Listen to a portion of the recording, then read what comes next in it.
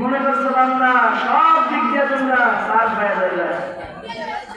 আল্লাহ না বান্দা সার দিছি কিন্তু তোমার আমি সাইডা দেই নাই। মনে করছো সার দিছি নাকি সাইডা দিছি না।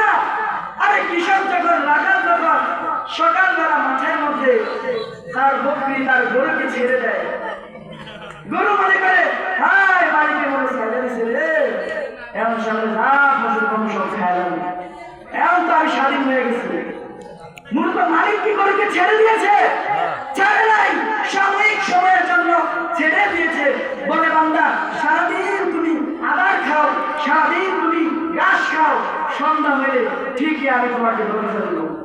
তো আল্লাহ বান্দা সময় দিছি, এইটা তুমি মনে করি না যে সাইরা দিছি, সময় যখন হইব আমি আল্লাহ তোমারে খাপ করে ধরে ফেলবো।